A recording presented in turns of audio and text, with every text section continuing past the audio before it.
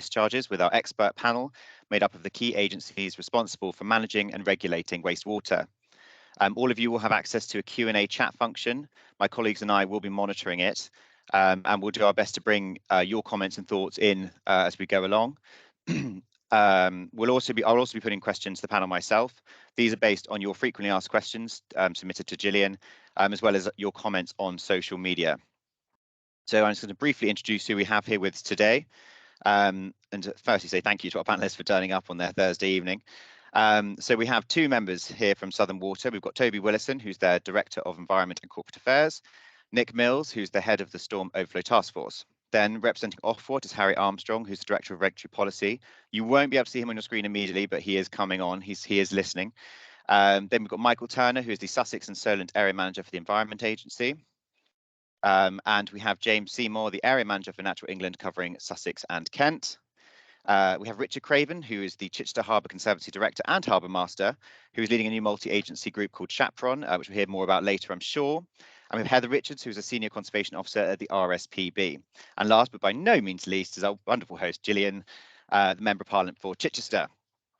So before we get into everything in earnest, I just asked Gillian to come and say a few words. And Gillian, when you do so, can you possibly address some of the concerns that people have raised, particularly on social media in the run to this event, where people state that the government and you yourself actually voted against bringing an end to sewage discharges? So could you just confirm, is that true, and why you would vote for that? It seems a bit nonsensical, really, but yeah, Gillian, over to you.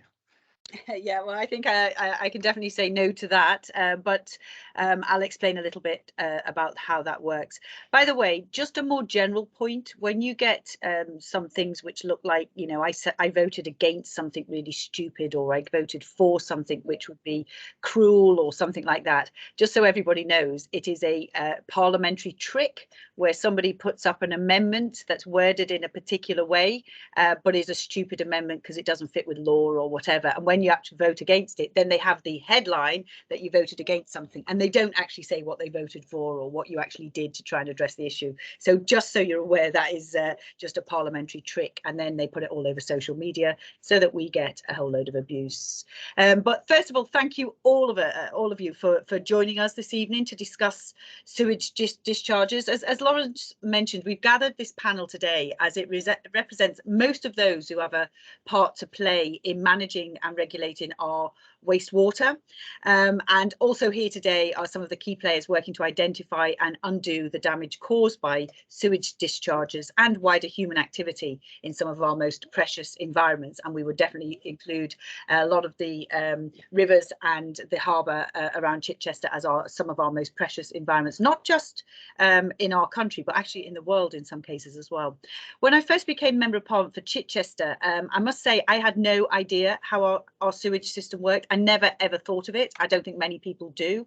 And I never imagined that so much of my time would be spent looking at how we manage our sewage. And I have to say, the more I learned, the more shocking I found the state of things, not just here, but right across the UK and actually in other countries as well, and in terms of how we actually manage our wastewater. Now, that was probably just my ignorance, but I think I'm probably representative of many people. If you don't work in it like everybody on this panel, or you haven't been steeped in it for years, you're quite shocked when you first read about you know, the sort of storm, the whole concept of storm discharges. Back in 2017, I first got involved in this issue at the request of Chichester District Council, and they felt they weren't getting the engagement they needed from Southern Water. And after that, I facilitated the first meeting with Toby, who's on this meeting, and he's been pretty much on every meeting since. And thank you for your engagement, Toby. And also their former CEO, Ian. You know, we've been now meeting very regularly, as have Chichester District Council and other stakeholders as well.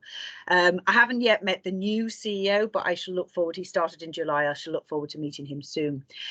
Today, there are several working groups that cover various geographies, which you'll hear more about later, including a forum that I co-founded with my colleagues, Alan Mack and Penny Mordaunt, who are the MPs for Havant and Portsmouth North. And that brings it also brings together the region's MPs all across across the region where they have the southern water. So we basically do this together so that we can have a single voice and we can hold southern water to account and get updates from the various working groups on the activities that are going on.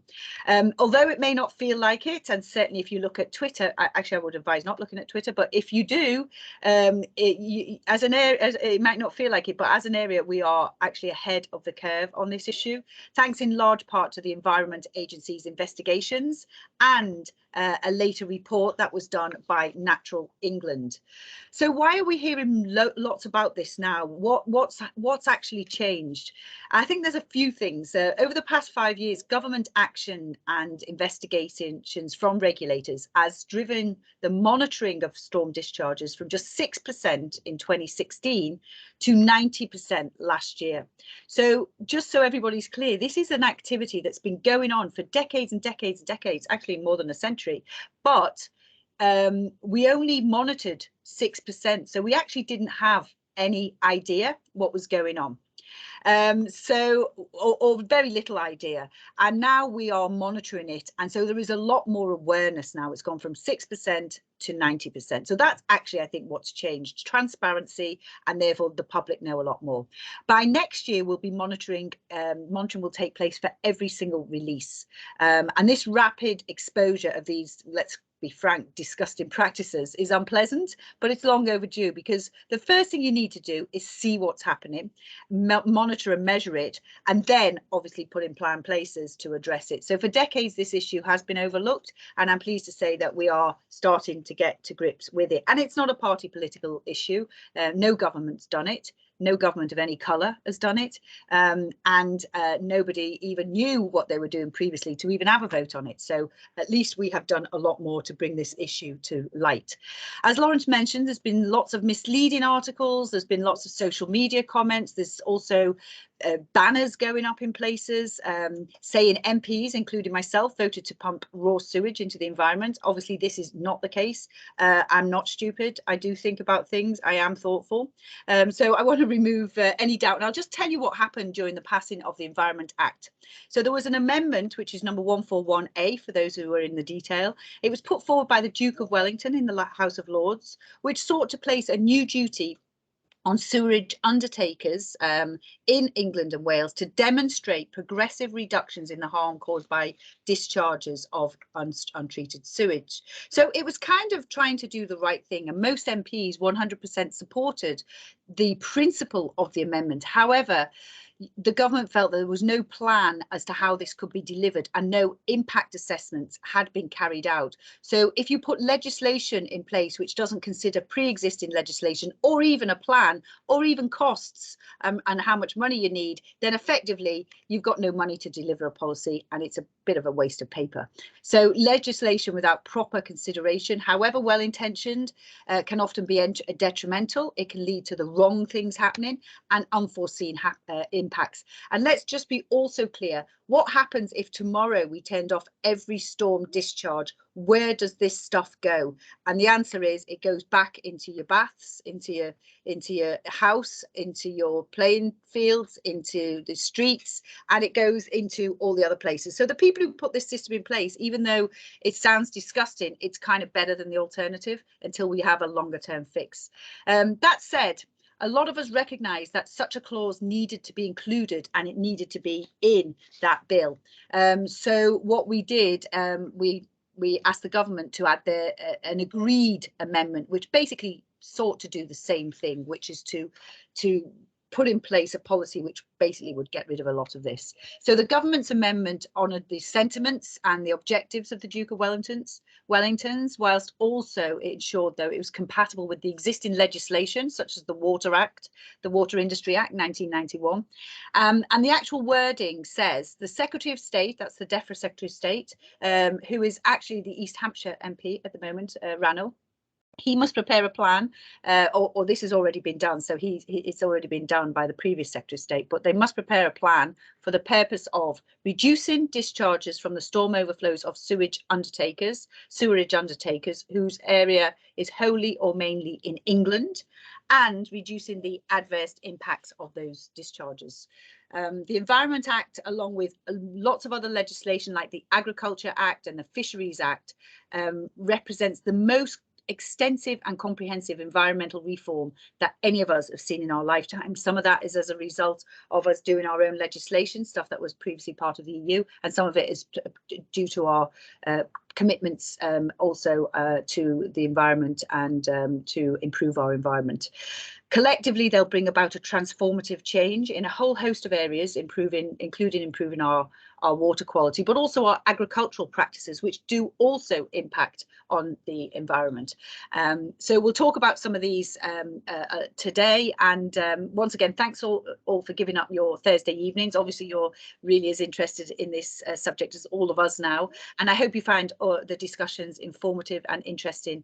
And I look forward to hearing all your comments and feedback. Thanks, Lawrence. Fantastic. Thank you very much, Gillian. Just to answer Nicholas's question, the 90% that Gillian was referring to was regarding monitoring. So that was monitoring of discharges. I believe it was last year, you said, Gillian, and then it was 100% next year, I think is what you said. So what we are monitoring the questions in the side panel. Keep them coming in. If we don't come to them immediately, it's probably because we are addressing those issues a bit later on and kind of want to follow a certain order. So just kind of kick us off, I'm actually going to go to Nick, who is leading the Southern Water Storm Overflow Task Force, because I think it would be quite useful, Nick, if you could actually just explain what the CSO or combined sewer system is, and talk a little bit about kind of how the system works and what do we mean when we talk about storm discharges. What actually is that? Thanks, Lawrence. And I think Gillian's given us a good intro anyway, so fast becoming an expert, Gillian. So you're quite right. This is about a combined sewer network, which in many cases is decades old in design. It means it takes sewage and rainwater. It was how it was designed to take water away from urban areas to treatment, and the network came first, the treatment came later, and that's where much of the investment historically the industry has done, is to build treatment works. 95% is typically treated in a year. That 5% would overflow. The overflows are designed in the system to act as a pressure relief valve to prevent flooding, to prevent the system backing up into homes and property in times of heavy rainfall. And the amount of water that enters the sewer is proportional to the amount of area, hard standing area, that drains into the sewer, which I'm sure will be a topic we can discuss later tonight. We fully support the Environment Act, and we actually want to go much faster than the timescales dictated in it. And that's my sole purpose in life, is to build that plan, prove the concepts in a number of Pathfinder areas, and build a plan and deliver it. So we want to go much faster. We want to dramatically reduce the need for storm overflows. And a lot of those solutions are in catchment. They are controlling that hard standing area and the amount of water that enters the network. We will clearly need to do some infrastructure in places, and building end of pipe solutions will be part of it. But our preference and our approach is to tackle this problem at source as much as possible. And we're doing that via 5 Pathfinder schemes that are breaking new ground here, quite literally, and delivering and piloting some of those concepts at scale. So that is happening. And many of those are sustainable drainage type solutions in the catchment that bring about many other benefits, including things like biodiversity, carbon sequestration, well-being benefits. A lot of them involve planting trees and other things to take the water a different route, and to actually return the water to a more natural drainage route rather than putting it in pipes and taking it away very quickly. So I'll probably pause there, because I think that's a reasonable overview, unless Toby wants to add anything to that. The only thing I'll add to that, Nick, and thank you, Gillian, for the excellent introduction and for setting this up, is that in terms of monitoring, we're already at 98.5% of our CSOs monitored. So we are we're at least ahead of the rest of the industry on that. It's also worth just knowing that as part of the DEFRA's spill overflow reduction plan, there's a quite good analysis of the frequency with which companies currently spill. The aim in the plan is to basically get to 20 spills a year in vulnerable sites by 2035, and to have eliminated them by 2050. We are already at just over 20 spills per CSO. We will be at 18 spills per CSO by 2025. And as Nick described, our desire, our intention is to be at that 2035 target well ahead of 2035. So we are absolutely committed to making this better for all the all the reasons that you will be concerned about. But let's be clear, this is an issue where we've all got a role to play. Actually, we are all in one way or another part of the challenge. There is a biological truth that we're all producing some of the waste that is that we are treating. So it's in what you put down, Lou. So just stick to paper, poo, and pee. It's in the runoff that we deal with from agricultural land. It's in the runoff that we deal with from roads, from housing estates, from roofs. We've got to get collectively better at managing that. But I really just want to reiterate the point that Nick made, that 95% of the material that goes into the combined sewer system we treat, and we treat the standards that are set by the Environment Agency. Thanks, Lawrence. Just on that, Toby, whilst you were talking, and we had a question in from Mark, who said there stormwater discharges occur even when there's been no rainfall, and the recent drought conditions we had over the summer actually led to huge amounts of storm discharges right across the Sussex coastline. We had warnings put out by the EA all along the coast. Can you just explain or answer why on earth, when there's no rain, we have so much discharge? So we had quite a lot of discharge when it rained. So when we had those storms about a month ago, that caused CSOs to spill. The Environment Agency's pollution risk forecast alert system is a system that alerts to all runoff from runoff into the sewage system, into the combined system. So it's that's not about spills per se. Our Beach Boy system does notify about spills. It won't be an issue this summer, but places like Chichester are very susceptible to groundwater impacting on CSOs as well. So we can get very high groundwater levels, which cause infiltration into the sewage system, and that can cause spilling as well. And one of the pathfinders that Nick referred to is specifically designed to look at mechanisms to reduce the impact of groundwater on CSO spilling.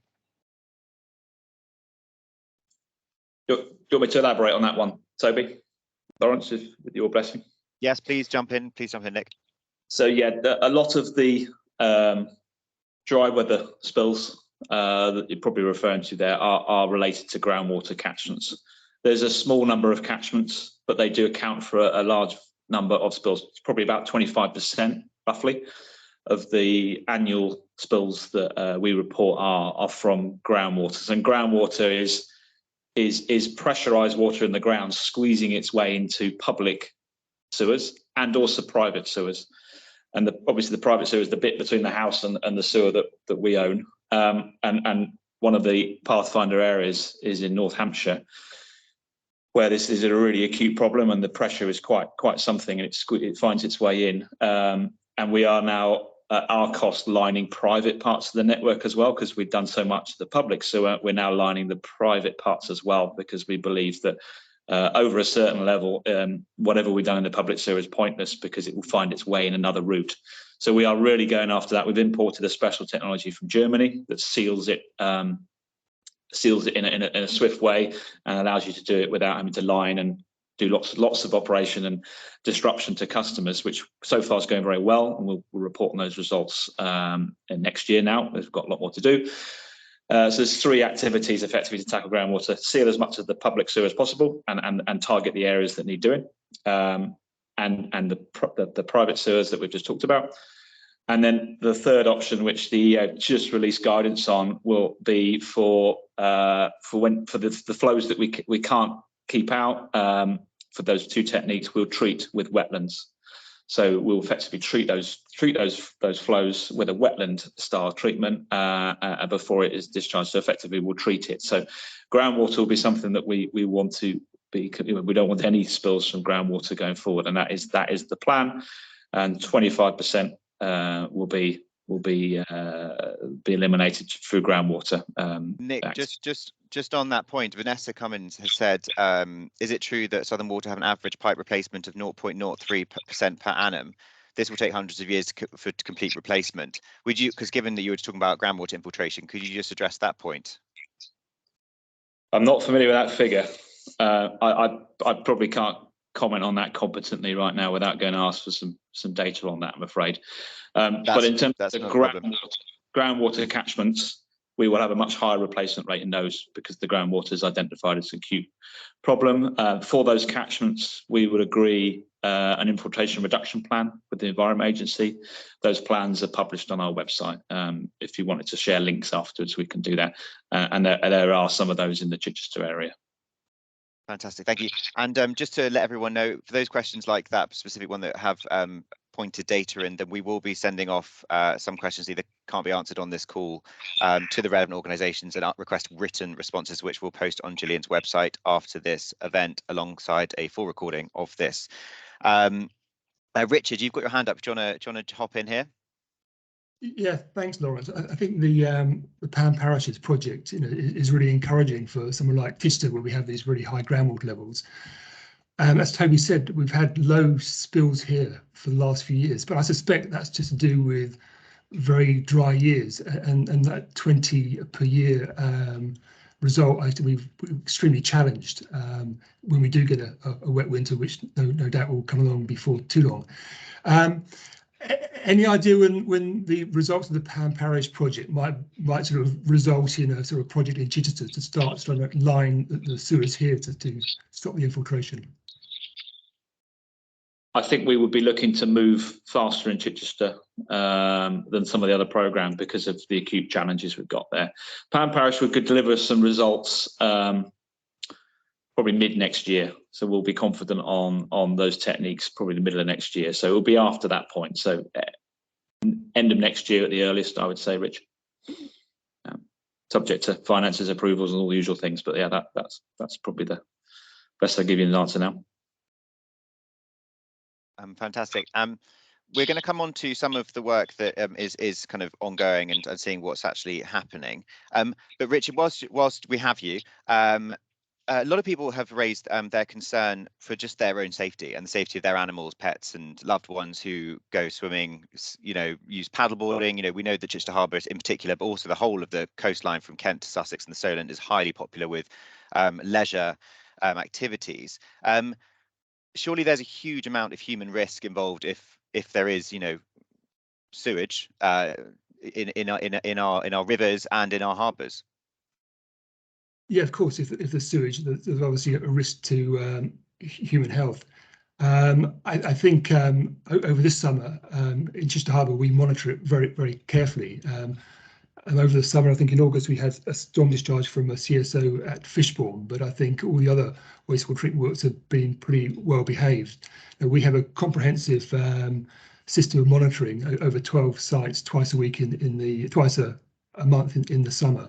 And I think there have been 2 individual incidents out of hundreds of tests where we've had failures against the EU Bathing Water Directive. So I think there's a lot of concern about water quality. I think the picture in the harbour in terms of bacteria is probably better than most people realise. Thank you very much. And just Richard, whilst on that, we've had quite a lot of reports and photographs even of what looks like and smells like sewage and other excrement literally floating around the harbour. Could you just possibly, hopefully, reassure people a little bit that that's unlikely to be the case? Well, without seeing the evidence, it's hard to make a judgment. But frequently, algal blooms look pretty unsightly, sort of brown, scummy discharges floating over the top of the water, which is commonly mistaken for sewage. We had a report recently of swathes of the shoreline covered in toilet roll, which I suspect is probably dried out macroalgal weed. So yeah, I can't rule out the possibility that there might be something unsightly in the harbour, but we're not picking it up routinely in our water quality tests, and I suspect it wouldn't be from a wastewater treatment works if it was. So Nick and Toby, can you just also just outline the process that we go through when there is a combined sewer release, what is actually coming out, and what percentages, what we'd hope it's not, and any other treatments that you may have in place. Henry Potter earlier asked about a process of UV screening and spraying on fields, and I am where you do have some UV screening. So whilst you're also talking about that, could you talk about why you don't necessarily have it at all of them, for example, at Thornham? Or no, it's Thornham you have it, maybe, sorry, or Bud's Farm, sorry, why that isn't the case. Right, I'll open up on this one. So when material gets into our works, we normally have a series of storm tanks that take material that is coming into our works when the works are not able to process the volume of material coming in because it's been so increased by rainwater, and that is highly regulated by the Environment Agency. The size of those tanks, the flows that we have to be able to deal with. Now, usually the first tank is called a blind tank, and that takes material in, and that material is stored there, and that is what is known as the first flush from the rainfall event, which is usually the most polluted. So that always gets treated. Then from that blind tank, subsequent tanks will fill. Now, if those subsequent tanks fill and reach capacity before the end of the rainfall event or the groundwater event, then they will spill through the combined sewer overflow. Now that is screened and settled material. The majority of it is rainwater, and it's why, just to reiterate Richard's point, I think I can't be sort of absolute about what might be floating around in the harbour, but I think it's unlikely to be the material that people fear it is. And then the material that's in those tanks, when there is capacity back in the works, is pumped back to go through the full treatment process, which is why we're able to say with some confidence that 95% of the material is treated. Nick, is there anything you want to add to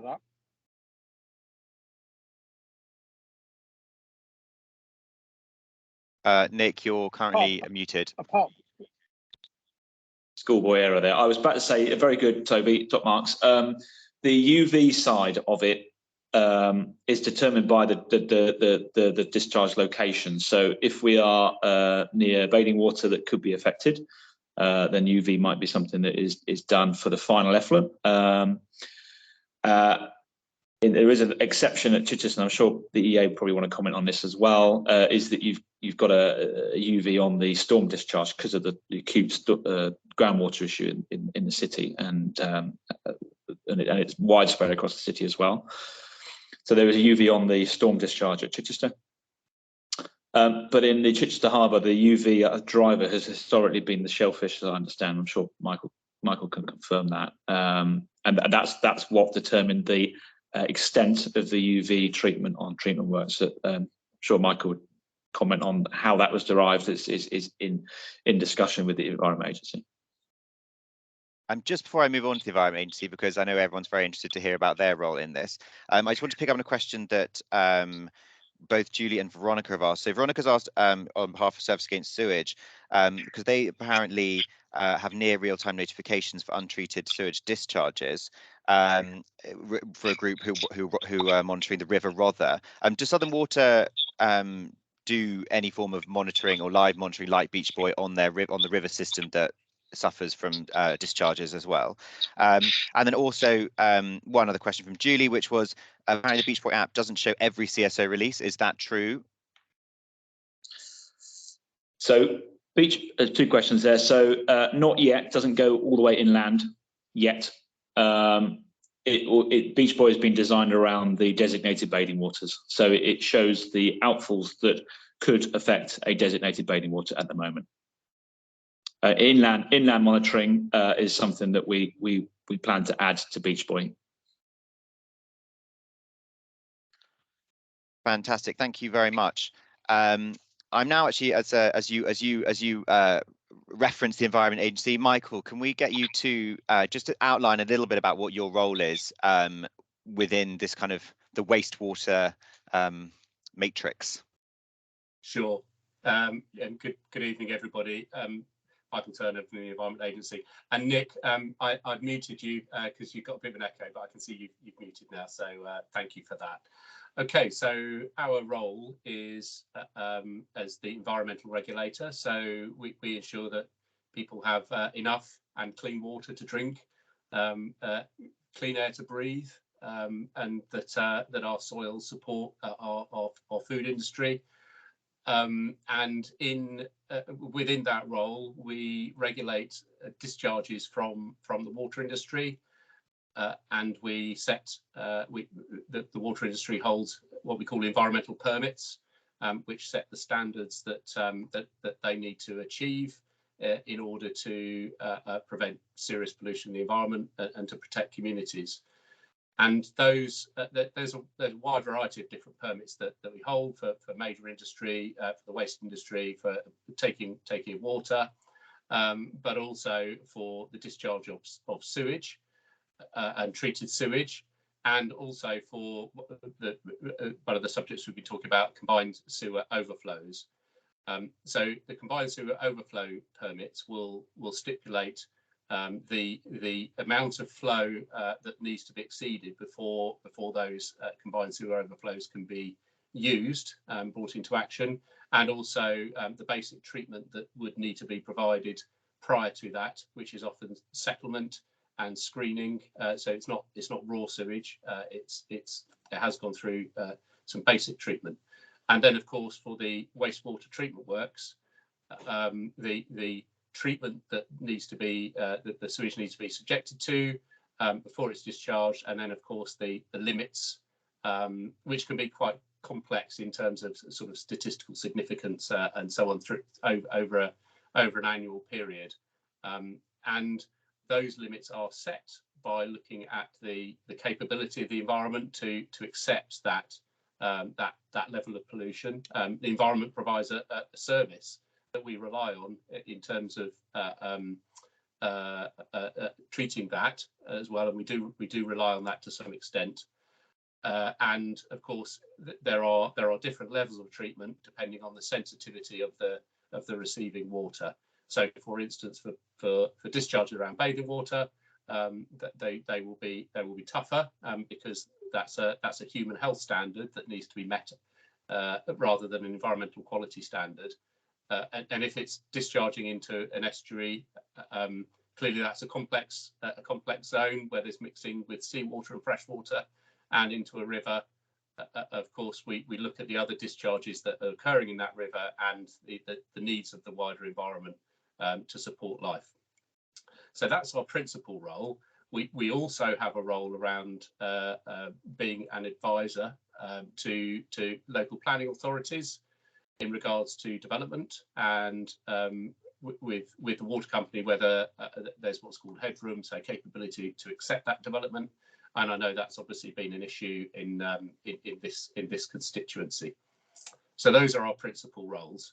And of course, we do respond to reports of serious pollution. So we'll assess every call that we get to our incident hotline number, and that's the only way now you can report pollution incidents. So do use that if you see you see algae or scum or something that concerns you in the environment. Our incident hotline number, and report it straight away so we can assess it straight away. And we respond to serious and significant incidents. And the minor incidents, we wouldn't respond to sort of sending people out, but we do use that as a really important way of gathering information and intelligence about what's happening in our patch. So we rely on people being the ears and eyes there. Thank you. Thanks, Michael. So, I mean, you mentioned about the kind of standards being met and the permits are allowed. Just a simple question. Do you think, within the area you represent, which is Sussex and the Solent, do you think those standards are being met at the moment? Well, as you know, Southern Water were fined £90 million last year for offences relating to permits. So we hope that Southern Water, has changed its ways. However, we are also looking at data that's that we've requested from across the water industry, and we've started a major investigation looking at whether the water companies are treating wastewater in the way that they should be. But I couldn't comment about Southern Water's performance in that respect. Obviously, it's part of an investigation. I wouldn't want to prejudice that. But we've launched an industry-wide investigation alongside Ofwat. And just before I bring in Toby and indeed Harry, who I'm hoping is around now, I just wanted to ask, where is this data coming from? Is this data provided by the water companies themselves, or is the EA actually on the ground checking and verifying the data themselves as the agency responsible for making sure standards are met? So collecting data about what's happening in our sewage network is a technically complex matter, and we wouldn't be able to resource that. And it's right that the water companies should resource that themselves. Operator self-monitoring, as we call it, has been used across regulated industries for a long period of time. And so what we've done, alongside the information that's required, or the monitoring that's required around permitted discharges from wastewater treatment works, for instance, we've also required online data monitoring for combined sewer overflows, event duration monitoring it's called, and that data has been provided, and almost 9 out of 10 CSOs are now monitored. And Toby was mentioning that rate is even higher, perhaps for Southern Water. And you've been on the front foot with this. And now we're looking through that data. Obviously, that data is part of the investigation, but also we're looking through the most recent data to ensure that that the water companies are complying with their permits. So yes, we rely on water companies. However, it would be difficult for water companies to obfuscate on that, and confuse on that data, and obviously very unwise, be fraudulent, and that would be an even more serious matter. Toby, do you want you've patiently waited there? Do you want to just come in here? Yeah, I mean, I just wanted to sort of just briefly a light on something that Michael said. You referred to the £90 million fine, which of course is is a sort of the offending is a sort of huge regret to us. It should never have happened. I mean, it was in the period 2010 to 2015. There had been a wholesale change of the executive team, and a complete overhaul of all our processes and procedures. We now pride ourselves actually in trying to be the most transparent company in the industry. So all the data that Michael refers to is we've made it fully available. It's there. The EA can scrutinise it, and actually all the event duration monitoring data is on the EA website. You can go to that and you can see comparative metrics of our performance against other water companies, and form your own judgments from that. Thanks, Alan. Thank you. Michael, I just wanted to pick up a comment from Tracy, who has asked you to comment on the fact that in Bexhill they're about to lose its 1-star sufficient grading and about to become a red flag beach, directly relating to consistent low water quality measurements directly caused by Southern Water. She also earlier commented that people are actually getting sick on coastal communities. If you could just address that, if possible, please.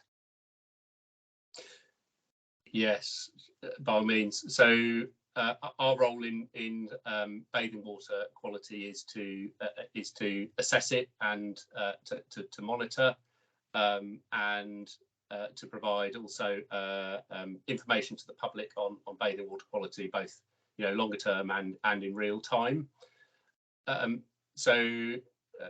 Overall, bathing waters since the early 90s have hugely improved their bathing water quality. Doesn't necessarily mean that all bathing waters are clean all of the time. Bathing still carries risk, whether it's an excellent bathing water or not in terms of quality. And of course that changes through time depending on what's happening in the environment, and that depends on tides and winds and what have you. But mostly bathing waters are at risk from both from storm discharges, wastewater treatment works, but also from runoff that comes from roads, and especially agriculture as well, because obviously where land is grazed, fertilizers applied and what have you, that can be washed off, particularly in storm events. Now, coming to Bexhill. Bexhill, like Hastings, that we've been in a partnership for a long time, because we understand that there are risks to those bathing waters, and we also understand that the importance that having good quality bathing waters supports a thriving tourist economy. And Bexhill and Hastings, when you think of those towns, you think of the beach and bathing there. So both those towns have gone through a pretty rough ride in terms of bathing water quality, and Bexhill is it's classed as being moderate. It's had some variable results this year, and we are concerned about bathing water quality, which is why we're working in partnership with Southern Water and the local authority. The local authority has a statutory role here as well, obviously, to make sure that everything's being done to prevent the ingress of what appears to be human effluent into the catchment, into the drainage system, and then out at the outfall, particularly there's an outfall at the park there, Egerton Park, which is right adjacent to the bathing water, unfortunately, which does appear intermittently to contain human effluent. So Southern Water have been looking to how to resolve that, and there's still a long way to go. But we are concerned about Bexhill's bathing water quality, and we're doing what we can. With more resources, we could do more, as always. But I know that Southern Water, we've held meetings recently with our partners, are back on it, and looking at what can be done for the rest of the bathing season, which is obviously going to end shortly, to ensure that Bexhill maintains its current standard and moves to a better standard. Thank you. Thank you very much. Just quickly, I can see we are still monitoring the comments and questions coming through, and we will be bringing them up. I'm just going to go to Gillian and then go to Nick. Thanks, Lawrence. I just wanted to put this into context, because I was asking the same questions, a lot of these questions, which is, like when I was a kid, what was happening then, and what's changed, etc. So here's something from the House of Commons library that I found out, which was actually from the National Rivers Authority pack. in the 90s, and they used to regularly put this. Here's what it said. Historically, in the United Kingdom, the most convenient method of disposing of sewage from coastal communities has been by discharging it into estuaries and the sea. About 1/5 of the United Kingdom's population is drained through some 2,000 or so marine outfalls, approximately 90% of which discharge less than 100 metres beyond low water, and 45% of this discharge is untreated sewage. I just wanted to put that into context, because these places obviously have been, bathing and tourist, for a long time, even when I was young, if we can remember such a long time back. But that is something, and I think that's also something that I've heard, there's always a question about privatisation, which is how much more has been invested in improving water quality since privatisation than before, when obviously governments were funding it. Thank you, Gillian. And then Nick, if you can come in briefly before we then go to Harry at Ofwat, where he can just outline his role as the water regulator. I just wanted to just extrapolate a little bit on what Michael said about Bexhill and Hastings. That we're talking about here, the surface water system, which drains roads. That is misconnected with foul sewage. That's the reference. This is a surface water so that should contain sewage. And over time, properties have incorrectly misconnected, some over long periods of time. So the activity that Michael described is us trying to find those by detecting them, being detectives to find that, and then help address those issues with individual property owners, who majority of the time they resolve very quickly. But the challenge is finding them and finding enough of them, because they shouldn't be in there. And just to reinforce the comment from Gillian there, yeah, pre-1990, just 28% of the bathing waters in our area met the minimum standards. Now they all do, and the majority of them are good or excellent. But the challenge to the beaches that are lower end is often misconnections, because they're very local to the bathing water. Hopefully, Michael's nodding. That's a good sign. Thank you. Thank you very much. I'm going to try Harry. I hope you're still with us.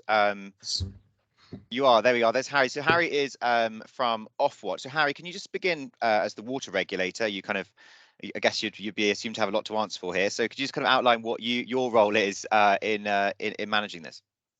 Yeah, I'll do my best to do it quickly. So water regulation is a bit of a complicated setup. So there are 3 organisations primarily that regulate water. So the Environment Agency regulates environmental matters related to water company practices. The DWI, Drinking Water Inspectorate, regulate the quality of drinking water. And Ofwat is the economic regulator. So we regulate to ensure the resilience of the companies, both in terms of things like their financial resilience, the resilience of their assets and systems, but also to ensure that they have what they need to deliver on their statutory duties, but also challenge them against some of that as well. So we are primarily the organisation that then look at the business plans that companies put forward at each price review period, and we're starting to enter into the next price review period. So the last one was back in 2019. And so we assess all of the proposals that companies put forward. EA also have a role in assessing some of the proposals that companies put forward that relate specifically to statutory duties on environment, and storm overflows often sits within that. So we review those business plans. We often put an efficiency challenge back to the companies about being able to do some of this more efficiently and cheaper, also to keep in mind the cost and implications on people's bills. And then we agree those business plans and investment plans. We also set the incentives that the companies have then to do improvements across the board. This includes environmental incentives, but also incentives around things like leakage, things around, I can't think of any other examples now, but a whole raft of things, including pollution as well. We also, as Michael said, we also take enforcement action when companies do not meet their statutory duties, and the enforcement action Michael was talking about back in 2019 with Southern is an example of this. We look at a slightly different range of things for the year. So the year will look at environmental performance, whereas we will look at performance against the specific duties that we regulate, which will be to do with the management and operation of wastewater systems and treatment works in this case. And so part of that, as I think has been mentioned in the chat, there was, I think, a £126 million fine that was levied against Southern. And following the acquisition in 2021, I think it was something like 230 million that's been agreed to be put in from shareholders to improve this the system, to do this transformation plan. We have regular meetings with Southern to ensure that that plan is being implemented and is being effective.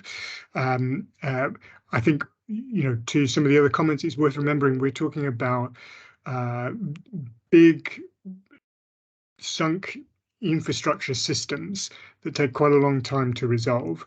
And if we've got, you know, a history here of either mismanagement or misoperation, resolving that can take time. And that's not to say that that's the reason for all the things we're seeing related to storm overflows, but it's worth remembering that that some of this is going to take time.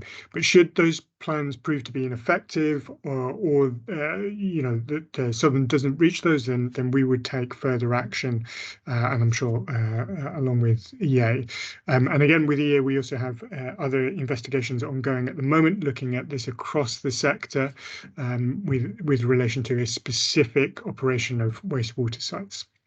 Also, maybe one more thing just to pick up that I've seen in the chat, some questions about kind of investment and also the ability to resolve all of this through investment on things like storm tanks or pipe renewal. It's quite easy to look at those as kind of simple solutions. They're incredibly expensive. They may not be resilient, as resilient as other approaches. Pipe renewal may not always deliver on the outcome as efficiently as other approaches, like ensuring proper operation, cleaning of pipes and things like this. So there are lots of different ways of doing this, and it's a very complex system. But one of the things that we're very keen on over the EA is to ensure that companies are looking at nature-based solutions as much as these kind of built grey solutions as well. So that's something we're pushing through the next price review. Thank you. I'm just going to pull in a question here from Rob Bailey, who said, Victorian infrastructure is a poor excuse. If the railways had invested so little, would they be running today? So, Harry, I just kind of wondered, do you think we have invested, and water companies have invested enough over recent decades in their big infrastructure, which I appreciate you say is not the only solution, but it surely is part of the solution. We've had in the comments so far references to Appledram, which is believed to be at or near capacity, as well as other plants across the south coast. And whilst I'm also have you, could you also then just comment on, if Ofwat is relevant to this, shareholder bonuses, because it's a regular social media favourite. You know, why are these private water companies giving big bonuses to their shareholders when they're not performing as they should be? Yeah. Okay. So first of all, a huge amount of investment, as Gillian said earlier, has gone into the system since privatisation. I can't remember figures offhand. And when you look at actually improvements, both environmental improvements on things like leakage, particularly improvements on water resources and resilience on that, there's been a huge exponential growth actually over the last 30 years or so. So we do need to keep this in mind. That's not to say that a lot more doesn't need to happen, but there has been huge amounts of investment. I think a part of this isn't just necessarily investment, it's also maintenance and operation of those sites. And you know, some of the issues that we do see is related to that, not necessarily you know, things companies have through some of their allowances should be looking at, you know, things related to growth and what they need to do, improvements there, and we factor those in terms of the costs that we set out for them each price review. So there are plenty of mechanisms that they should have for this. On exec pay, I think was your next question. So we don't directly regulate this. We have a set of, I guess, kind of guidance and requirements on the way that companies should set pay, and we do ask for information. We are continuing to look at this and whether we should take any other action on this. And there was a consultation recently that we've gone out with to look at different approaches we could take to strengthen some of that. So thank you very much. Toby, you've got your hand up. Do you want to come back on this? You're still muted at the moment, Toby.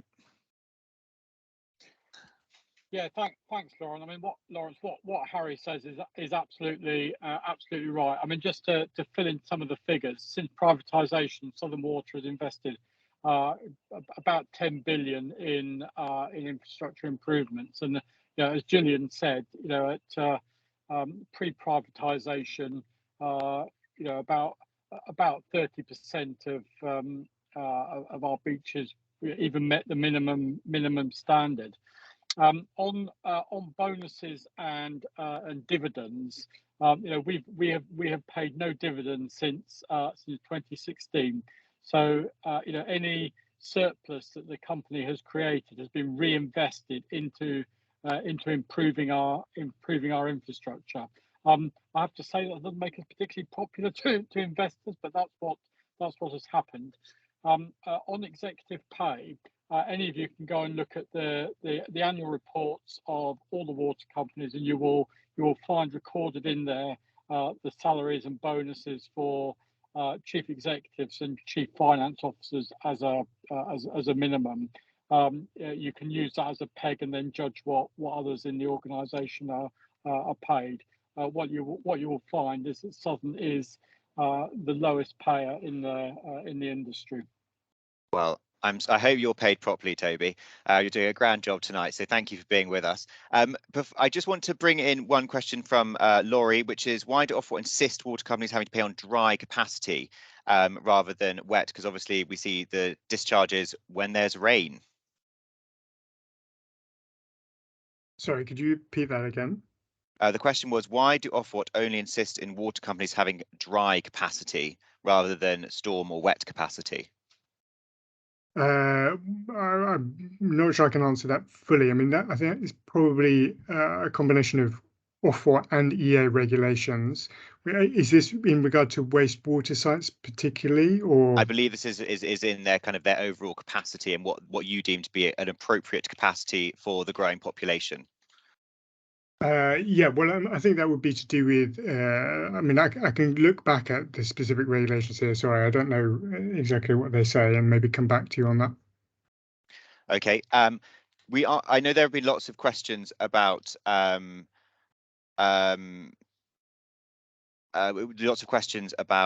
development in the chat and about the capacity of the system overall.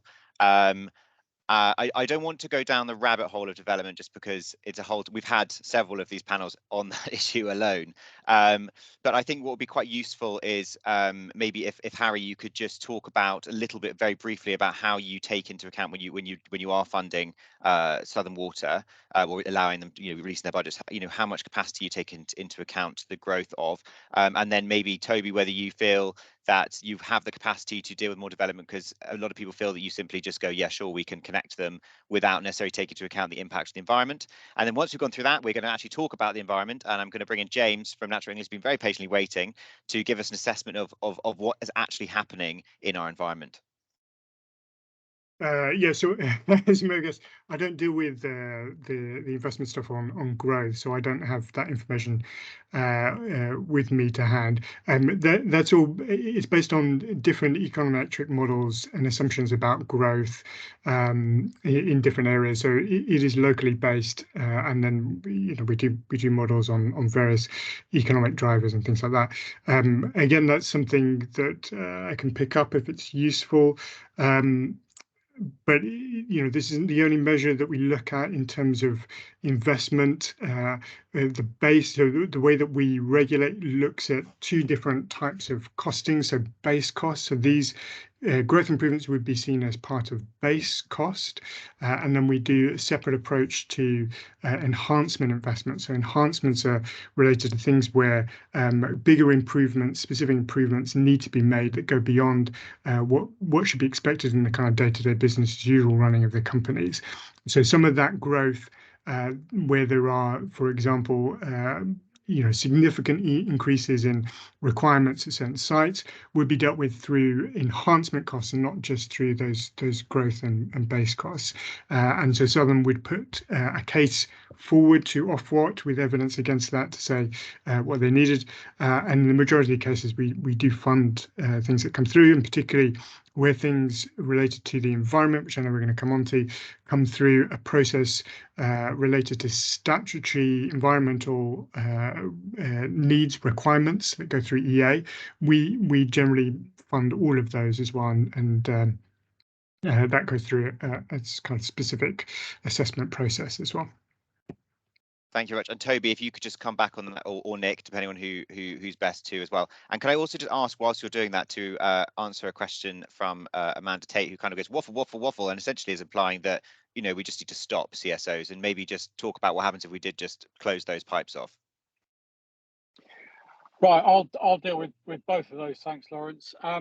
So to the first one, I mean, we're not actually a statutory consultee on planning applications. We are consulted by local authorities on strategic plans. When we comment on those, we comment on the ability of our treatment works to process the foul material that is going into them, and the additional foul material that would come from new housing. And it is true, I'm afraid, in the vast majority of cases, we can deal with that additional foul material. What is more of a problem is the additional runoff that comes from roofs, roads, and things like that. Now, in new developments, in the main, they are built with sustainable urban drainage systems, so that actually the runoff from those developments doesn't go into the combined system. It goes into a sustainable solution.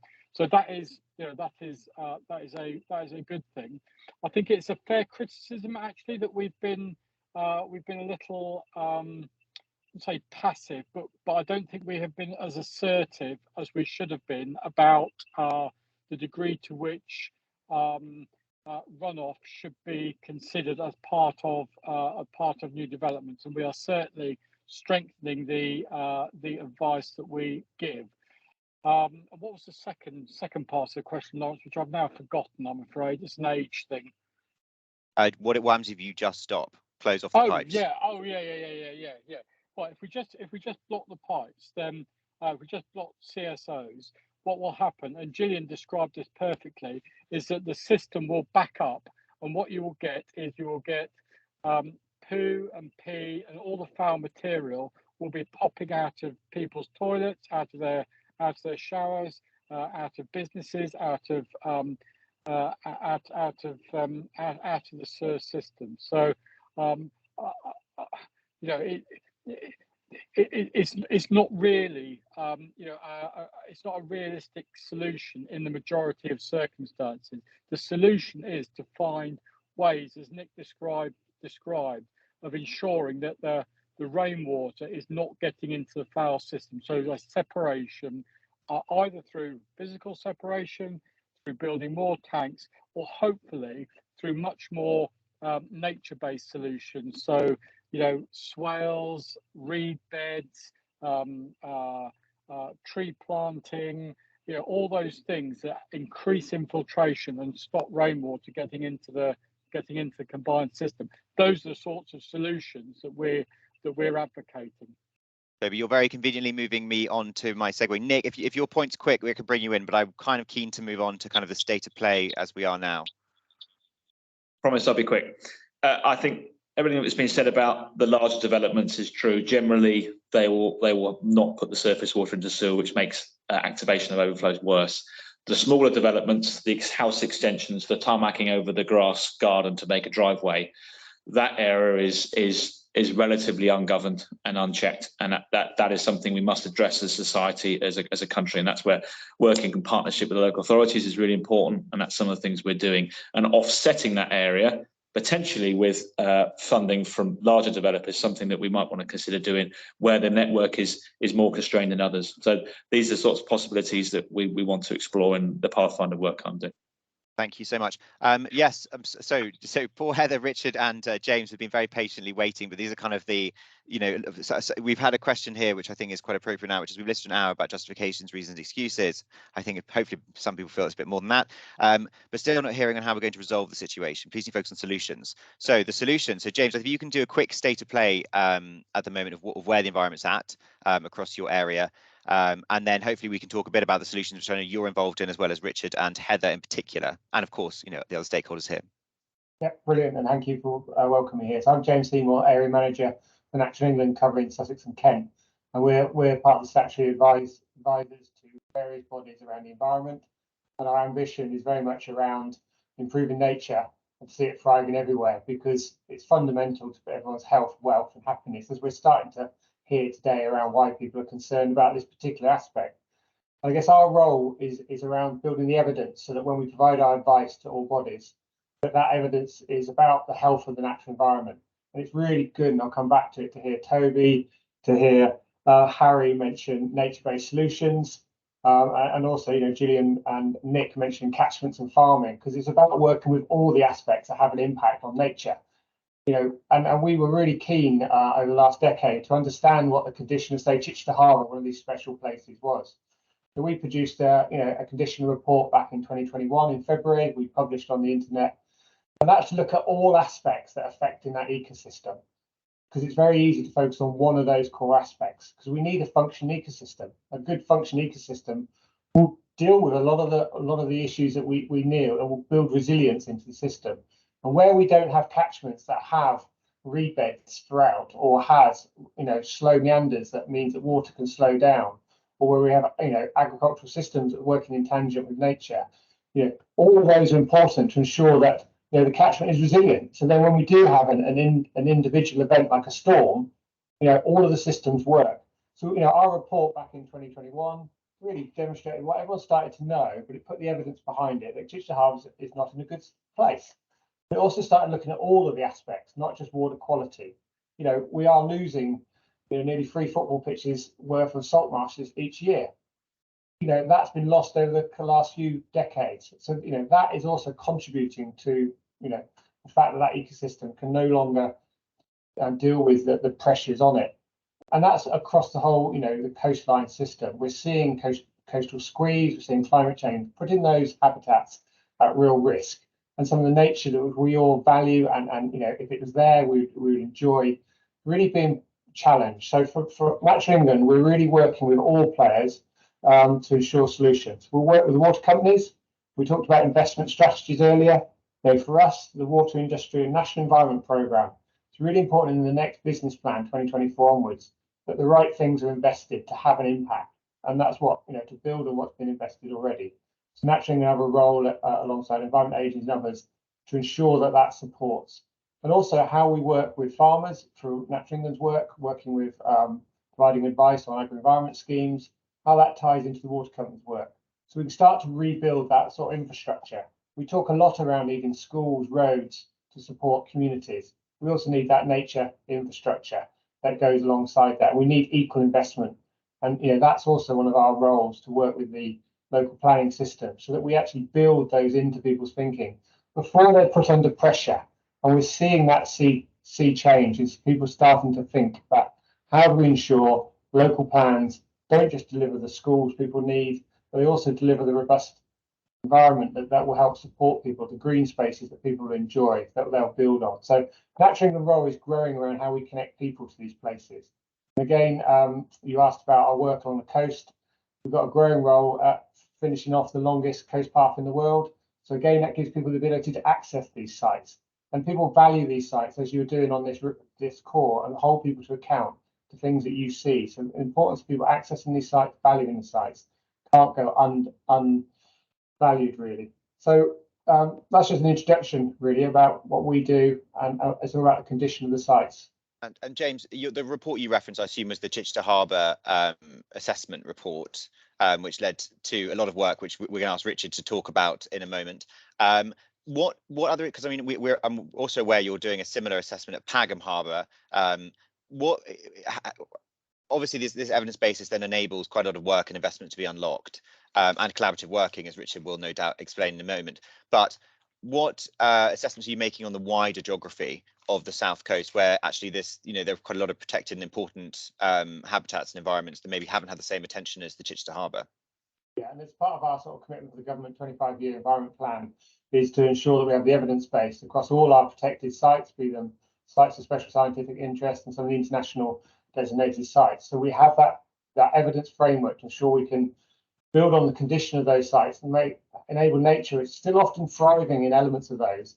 We can then build on that. So we are doing work on Pagham, some of the other coastal sites, and then some of the inland river. We heard earlier some of the questions around, are you checking the water qualities upriver? And we've got some wetland systems further upriver that we're needing to do that holistic report on. So we're working across the sort of Kent and Sussex and into Hampshire on condition assessment with priority in the last year and going forward the next year or so. Fantastic. Thank you very much. Can I bring in Richard here? Because I think it's kind of so just a bit of, as I mentioned in my introduction, Richard is leading a group called Chapron. So Richard, it'd be really useful if you could just summarise what that group is, what it's doing, and kind of how you're approaching the issues, not of stimulated by the kind of especially nitrate input. So Tom, for example, here has mentioned the the recommendation to reduce nitrate input from wastewater treatment works, and how you're actually going about doing that. What are the practical measures you're putting in place? Yeah, thank you, Lawrence. Yeah, so it's clear from the Natural England report that there's huge pressures on the natural environment, and listening to talks earlier from Gillian and others about historically what's happened, that's not surprising. Whereas the environment's just been the scapegoat for lots of our activities and discounted, and we're paying the price for that. It's really coming home to roost now in the declining conditions. So the harbour water, in terms of too much nitrates, the loss of salt marsh because of sea level rise, because of coastal squeeze, sea defences in the wrong places, the decline in overwintering birds, because of a mixture of these issues. And it's clear that no one organisation on itself doing the things we've done in the past is really going to cut it. So we've formed a partnership with all the people around this table, the EA, Natural England, RSPB, because we all need, as Southern Water, we all need to work together to really tackle these issues. And there's eight pillars of work we're dealing with to really restore salt marsh, seagrass, oysters, and the fate of the overwintering birds. And as James alluded to, the natural environment is really good at sorting out our problems if it's on a reasonable scale, and we let the whole system function naturally. So that the challenge for us is to try and get it back into an equilibrium where it's able to sequester the nitrates, phosphates, and carbon, and prosper in the future. And particularly as the challenges are going to get ever greater. While undoubtedly water quality has got much better, I think we can't underestimate climate change, which is a separate issue to the one we're discussing tonight, but it is really galloping up on us. Thank you very much, Richard and Heather. Patiently waiting as always. Sorry. Can I also get you to speak about that, and also some of the work, if you can, on the technical summit, which I know that the RSPB is leading alongside Southern Water. Yeah, thanks, Lawrence. The RSPB is putting a particular focus on the Solent and the Arun Valley, where water quality and water resource are having a real impact on our reserves and the designated sites. Whilst I know there's been a lot of focus here on the CSO issue, which is really important and must be addressed, there is obviously the wider issue around poor water quality, which is from a range of sources, and therefore, like both Annie and Richard have mentioned, it needs to be addressed holistically with a range of partners. And I think whilst the focus here is on water quality, I think the combined issue of water resource, exacerbated by climate change and development pressure, all needs to be factored in and addressed holistically to provide sustainable solutions for the future. And these solutions should be looked at in terms of a long-term perspective. I think, as Annie were mentioning, focusing on natural solutions, there's a real potential for delivering multiple benefits. So not only delivering the outcomes that we want to see in terms of water quality, but also delivering in terms of biodiversity and community benefits as well. I think what you were saying there is that we've been working as part of the Harbour's technical advisory group, which I think most people on here attend or a representative attends, to look at how we address issues and translate that into action as well. We are just about to recruit a post which is going to be focusing on Langstone Harbour and Pagham Harbour, looking at how those areas can be restored, what are the key issues, and come up with solutions in the form of projects that are going to be delivered in partnership. It's going to be working very closely with the Chaperon initiative. And I think whilst this is a really exciting opportunity and we're really, whilst there's still lots of issues to address, I think I am reasonably positive that at least there's a lot of focus on it at the moment, and hopefully the Natural England condition assessments that are going to be forthcoming on at the Arun Valley and Pagham will also sort of shine a light onto those areas as well. Yeah.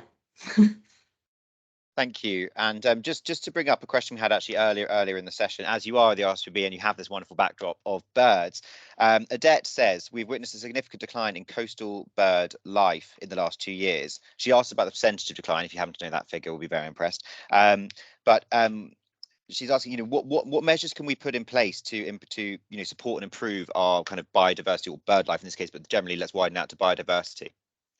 I don't know whether she was referencing a specific site or the coast in general, but I think there's a range of issues that are unfortunately meaning that we are getting declines in particularly some areas around our bird life, both overwintering and breeding. Obviously, there's sort of stochastic events like big spring tides that wash away some of the breeding birds, and hopefully Richard and I could also talk about exciting projects around recharging areas for breeding birds on the coast like the terns.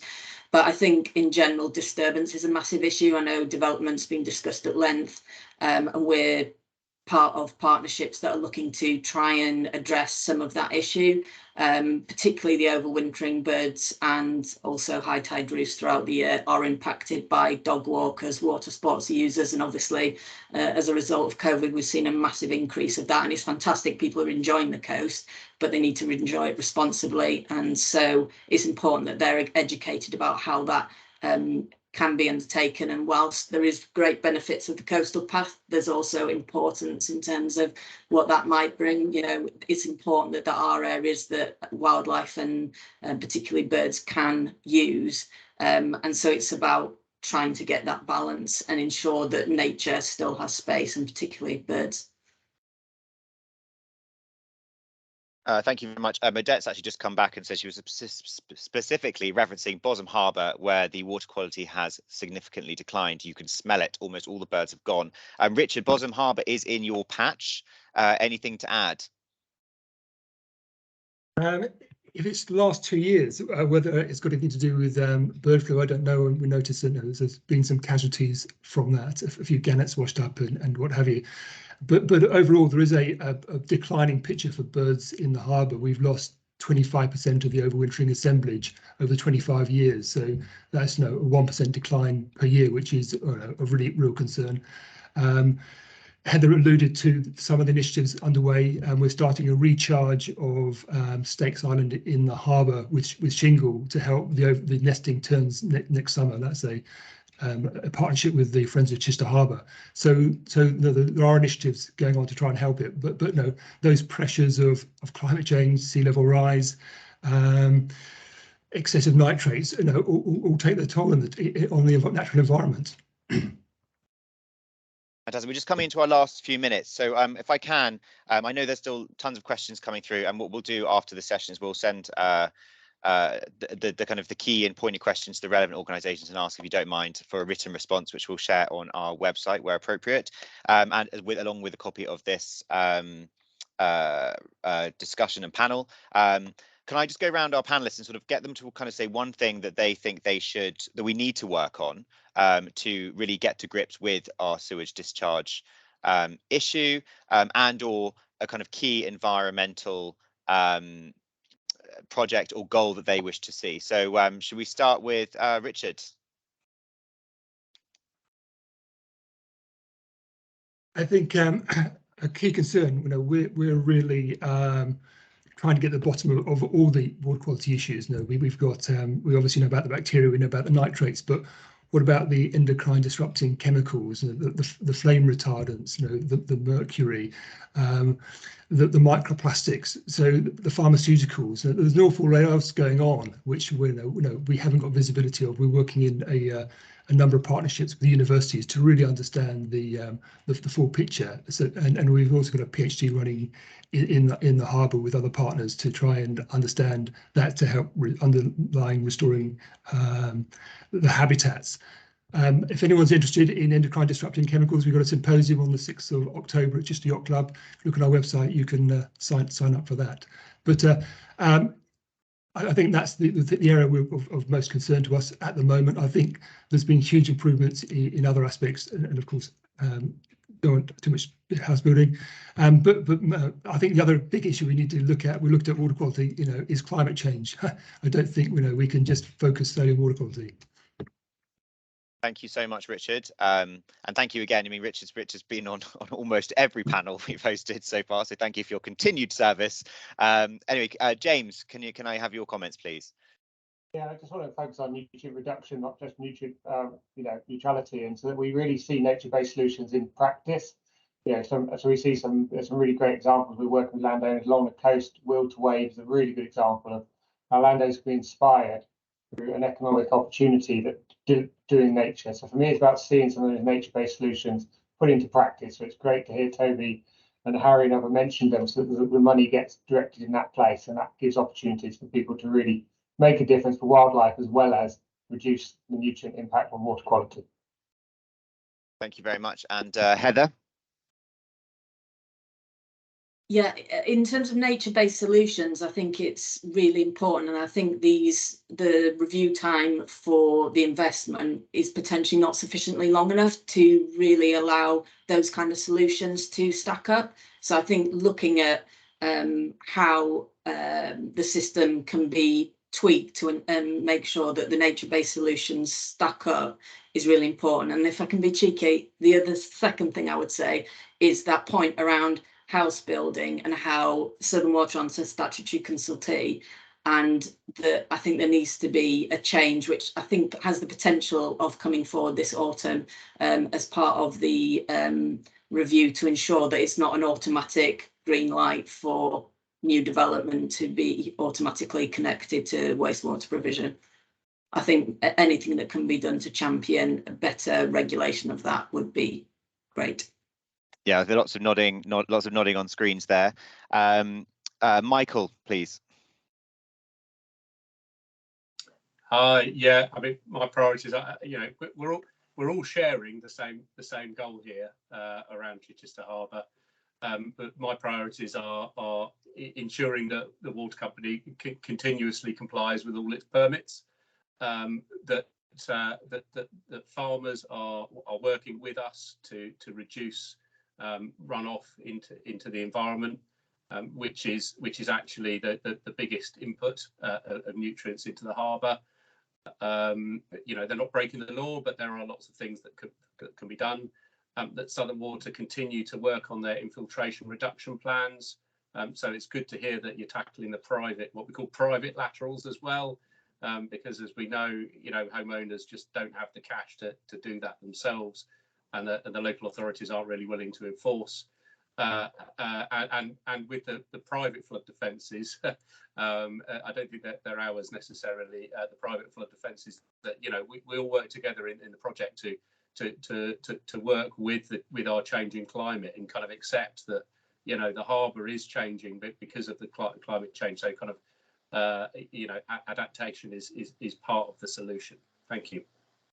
Thanks, Michael. Just to pick up on the comments talking about development, I would just reiterate we have obviously had several panels before that focused on infrastructure and development with a similar sort of setup, and actually had some of the same panelists on those. So I encourage you to go and look on Gillian's website for those, and obviously it's certainly something we can focus on more in the future. I'm sorry this was quite specific, but it's because there's been a lot of attention on this in our inboxes and probably all of those here's inboxes. Harry, to you, and then we'll go to Southern Water and Gillian to close. Thanks, Lawrence. Yeah, I guess I'm going to repeat some of what Richard and others have said. I would reiterate stormwater flows is a really important issue for all sorts of reasons. But in terms of the data that we have at the moment, it roughly, according to the EA, accounts for only about 7% of rivers not achieving good ecological status. There are a whole load of other issues, broader wastewater nutrient problems and things like this that we need to tackle. So there's a big problem there. There are increasing numbers of other issues, as Richard said, in terms of microplastics and other forever chemicals. We're very concerned about how we deal with those. There are going to be the public discourse around that is only going to grow, and we need to have answers to that as well as the other stuff. And then finally, I guess call I think for government is to improve this collaborative approach to these problems, because as many people have said on this call, water systems, water companies are a part of the problem, but they are not the whole part. Transport systems, urban development, agriculture, all of these systems create problems and deliver nutrients or other pollutants into the water system. If we don't tackle it together, effectively, we're going to be relying on water companies to deal with it all at the end, and that's going to be very expensive and not very effective. Thank you very much. A bit of a nod from there from Toby. So Toby, do you want to go first, or Nick, do you want to go first? Toby, you first. Nick's giving you a thumbs up. So what a wise panel. I agree with everything that everyone has said. The two things that I would reiterate is climate change. Everything we discuss is only going to get worse as our climate becomes more variable. We get more of the predicted impacts. The second is to say that we have focused almost exclusively, with the honourable mention of something James said, on the wastewater side. We must not forget the water supply side. We're just hopefully coming out of a really significant drought. Those are going to become more frequent. They will be having a significant impact on the environment as well. So building resilience into all of our water supply and water treatment systems, recognising the impact of climate change, and as Harry said, partnership. And Nick, sorry, would you like to just say a last couple of points? Yeah, I agreed with everything people were saying there, but I think for me the key thing is reversing that urban creep. I want to see our urban environments become more green. I do think we can make the case for nature-based solutions, and we are doing that. We don't own a lot of those areas that drain, that ultimately lead the water into our network. So we must work in collaboration and partnership. And collectively we can tackle this, but we'll be the catalyst for change. Thank you so much. And Gillian, can I pass over to you? Yeah. Well, I think first of all, the thing I've learned, as I say, I didn't know anything about this at the beginning. I'd never really thought about it when I became an MP. But the thing I've learned is that the more you look into these issues, they're very complex, they're very interconnected, they take time, and they cost a lot of money. And the way to do it, and this is I've learned as a minister as well, is first thing you need to really understand the size of the problem, and that's why the transparency, which does add a lot of public pressure, which all of us feel, which is deliberate in a way, but you can't be transparent without then suddenly everybody having an understanding of what we're all doing. You need to have joint working, so I think that's been very good in our area, and I thank you all for coming together and particularly putting that focus on our precious environments as well. You need to have investment, and you need to, I mean, I find this a lot. You know, every time I go back to Liverpool and talk about things, I'll get everybody saying, why don't you do this? Why don't you do that? This will be the easy answer. I've not yet come across a single easy answer for anything that I've ever had to look at, whether it was my role as Apprenticeships and Skills Minister, or social care and mental health, or now in the Foreign Office. They are all really complex problems, and they're all very interconnected, and they're all got historic issues in them as well, and sometimes there's legal constraints and other constraints. However, the government is absolutely committed to doing something about this. People won't who are on this call, they'll be very concerned about it, will want to stop it immediately. We've explained why that won't happen, because I guarantee there'll be many more people who'll be very upset with us if we end up with all of this backing up into people's homes. This will be that will be a much bigger health hazard. But what the plan that we have issued and published says is that by 2035, the environmental impacts, and somebody sort of, was sarcastic about that, but that is the environmental impacts of 75% of storm overflows affecting our most important protected environmental sites will have been eliminated. By 2035, same date, there'll be 70% fewer discharges into bathing waters. By 2040, approximately 160,000 discharges on average will have been eliminated, and by 2050 approximately 320,000 discharges on average will have been eliminated, and that is about 80%. So there is a plan. It is a plan that will be costed. It's a plan that obviously takes time. It obviously goes in line with our other environmental goals as well. There's an awful lot, as has been mentioned, outside this as well. Thank you to everybody who's doing the work. I know sometimes it's harder to take on the challenges because everyone criticises you than not. Sometimes sticking your head above the parapet and coming out and doing these events is also I think very welcome, and I very much welcome it as well. And also so we all understand a lot more about the complexities of dealing with things that sometimes at one level seem very simple, but in my experience never are. So I think it seems like there's a big demand possibly for more, another one on development potentially in the future, and maybe more on the environment and some of the other stuff that we're doing on the environment potentially as well. But thank you for everyone for joining. It is a very wise and a very clued up audience. We can see that. Lacking ambition, something I've never been accused of. But of course, when you are setting those targets, you have to make sure that you can deliver them. There's a lot of targets that are just randomly sort of picked out of air and then they don't get delivered. And that's something that we're determined to stop and to make sure that we actually do deliver these. So that is my final comment. But thank you to you, Lawrence. Thank you to my team for putting this on. We will get Flo screenshotted all of this, so we'll get all of the questions. We will answer. There's nothing that you might not like the answers, but you'll always get one, and we'll always be open and transparent about the challenges that we all face in our jobs and our roles. So thank you very much. Thank you very much, Gillian, and leaves it to me to say thank you, the panel, for joining us this evening to talk about sewage discharges. I know it's probably just what you want to do on your Thursday evening, and thank all of you for being here and giving us time to listen and hear. And yeah, hopefully we'll be doing it again soon, as Gillian mentioned, on maybe another topic. So thank you all and good night. Bye.